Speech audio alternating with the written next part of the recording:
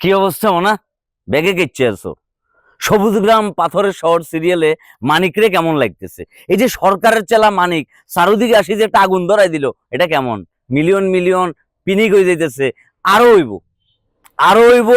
চোখ রাখো বৈশাখী টিভির পর্দায়, মঙ্গল বুধ বৃহস্পতিবার রাত ঠিক 9টা 20 মিনিটে সবুজ গ্রাম পাথরের শহর সিরিয়ালে। সবুজ গ্রাম পাথরের শহর নিয়ে যদি একটু করে বলি, সেটা হচ্ছে গল্পের মূল ভাবনায় টিপু আলম মিলন এবং চিত্রনাট্যে ইউসুফ আলী খোকন, আর পরিচালনায় তো আমার প্রিয় বড় ভাই রুমান রুনি ভাই আছে। ঈদের সময় আসলে প্রচুর ব্যস্ততা যাইতেছে, আর এত ব্যস্ততা শুধুমাত্র আপনাদের জন্য, আপনাদেরকে একটু এন্টারটেইন করার জন্য। সবুজ গ্রাম পাথরের শহর এই সিরিয়াল তো বৈশাখী টিভিতে যাইতেছে। এত কিছুর পরেও আসলে দিন শেষে আমরা যারা অভিনেতা, আমাদের সকল কিছুই কিন্তু কি আপনাদের জন্য। আর স্পেশালি যদি আমার কথা বলেন, আপনাদেরকে ছাড়া, মনাদেরকে ছাড়া এই মনার অস্তিত্ব কোনো কালেই ছিল না। সুতরাং আমি চাই আমার কাজগুলোকে নিয়ে আপনারা গঠনমূলক সমালোচনা করেন এবং সেই ক্ষেত্রে আপনারা যৌক্তিক পরামর্শগুলো দেন, এবং যেটা আমার সামনের পথকে আগায় নেওয়ার জন্য আমাকে খুব বেশি সাহায্য করবে।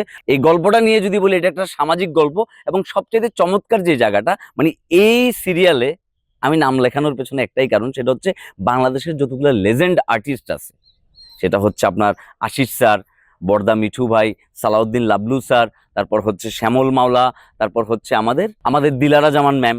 ঠিক আছে, এই সকল লেজেন্ড আর্টিস্টদের ভেরে আমি ক্ষুদ্র একজন মানুষ, একজন শিক্ষানবিশ অভিনেতা হিসেবে আমি যে এখানে আসলে কাজ করার সুযোগ পাইছি, it means a lot to me.